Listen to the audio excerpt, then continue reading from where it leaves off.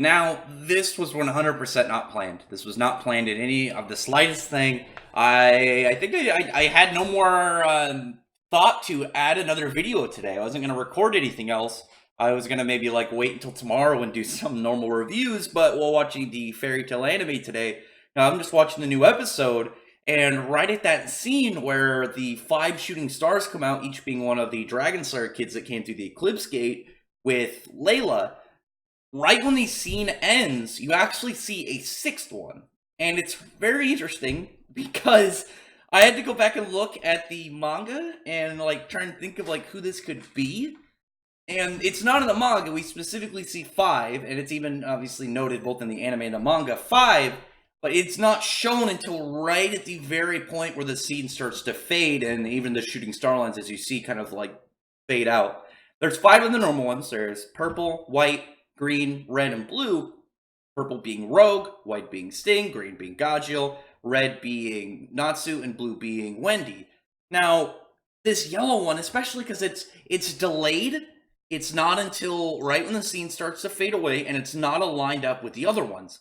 So there was the question of, what does this mean? Because Hiroshima has added stuff in the anime before. We've had anime-only arcs. We've had like the Starry Sky arc and the Eclipse arc. The Starry Sky arc is 100% canon. The Eclipse arc is arguably canon. We have Dragon Kai, which is a movie that's canon. We have a bunch of spin-offs that are tied in and are canon.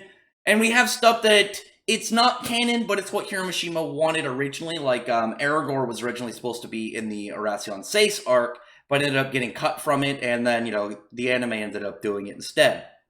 But looking at this, there's the question of what they're planning, because this could end up being a lot of things, or it could just be a simple answer that I thought of that I'm hoping it could easily be, but I don't think so, like looking back on it, and I'll get to that in a second. But there was a convention and an interview, I think it was sometime last year actually, I don't think it was last year, I think it was 2017. Yeah, it was like right after Fairy Tale, like at the time of what we thought had ended, but we didn't know about 100 Years Quest, we didn't know about Eden Zero. Hiroshima was asked if they were going to add anything to the anime that wasn't in the manga, and he smiled and said no comment, which I think you can guess that means yes. He just doesn't want to directly say it and spoil it. But we've had a little bit of a little additional scenes, some little character bits throughout this arc that they added in just for fun.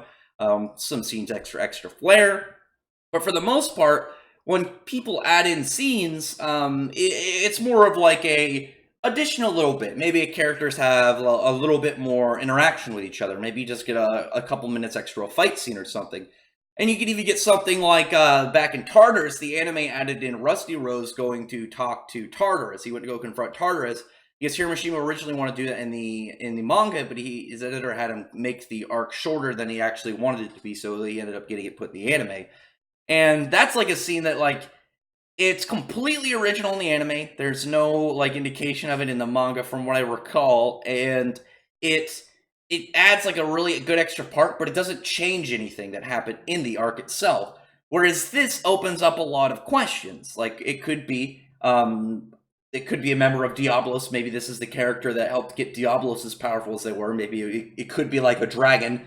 Then maybe there was like a small dragon that came through. Diablos like found it, killed it, and then ate it, and they became the first 5th gen Dragon Slayers at the time of. That one's kind of iffy because there's still like a lot of like mystery behind Diablos, and we don't really get. It's all like raw speculation. There's no kind of like connecting the pieces at the moment, other than that they eat dragons to become 5th gen Dragon Slayers.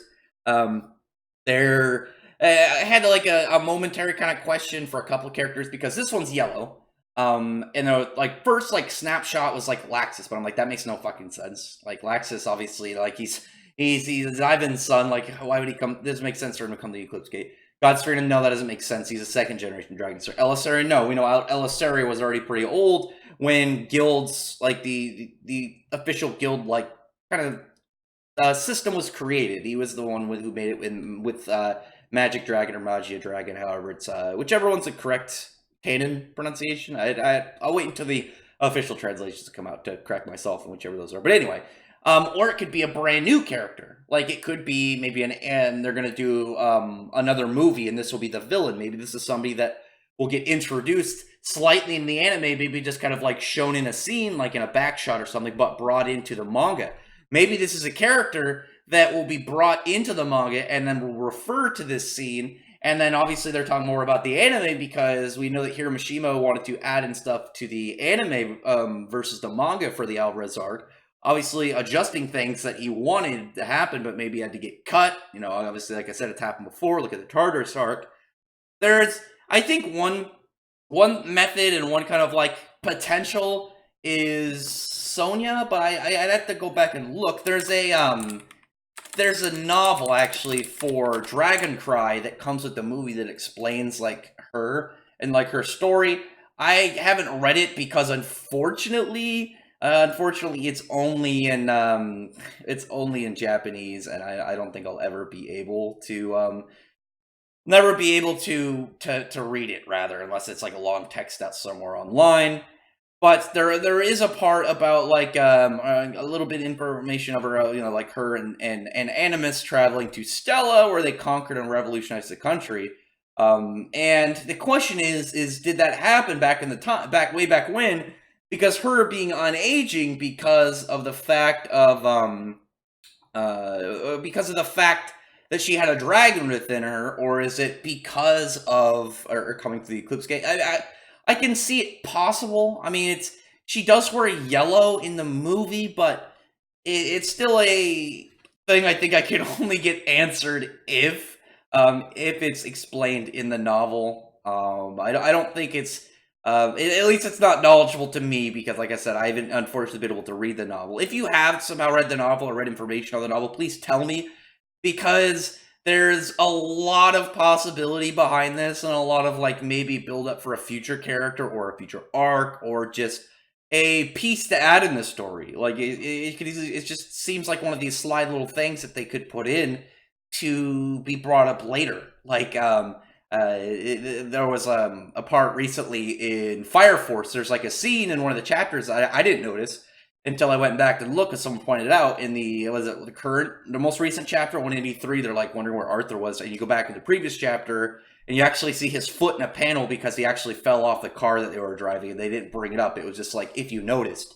This is one of those things, like, it could be brought up later, and then you'd be like, I don't know what you mean. Like, that didn't happen. Go back and look. You might just be thinking like me about the manga, but if you're, you see this in the anime, you might go back and look at this and be like, holy shit, this actually happened, and I just didn't pay attention to see it. I barely caught this. Like, I had to stop, like, think to myself for a moment, rewind, look at it, think of what this could be, speculate for a minute. Like, I had a 5-minute or so stop in the episode where I just had to stop and try and figure out what's going on. You can go back and look. Obviously, in this picture, you can see the timestamp.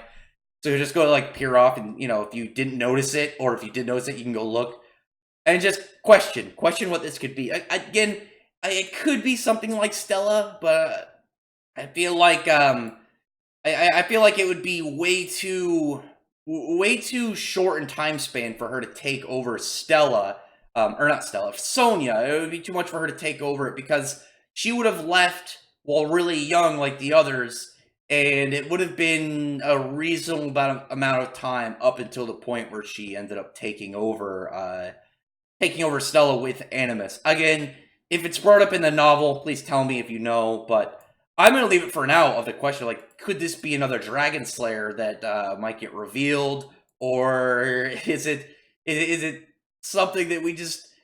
I'm trying really hard to, like, figure this out, because this was just such a drop, right, of the spot, like, small corner piece, like, in the background, borderline, as the scene fades to black. And it's just got my speculation aspect of my brain all up in a fuzz, trying to figure out what exactly we're going to get. So other than that, tell me in the comments what you think, and give me your best guess. I want to hear what you guys have to say. But other than that, probably thumbs up the video, press the like button and subscribe button, and check out my other videos. For that, I appreciate everyone who's already subscribed, and I thank you all for listening. Bye.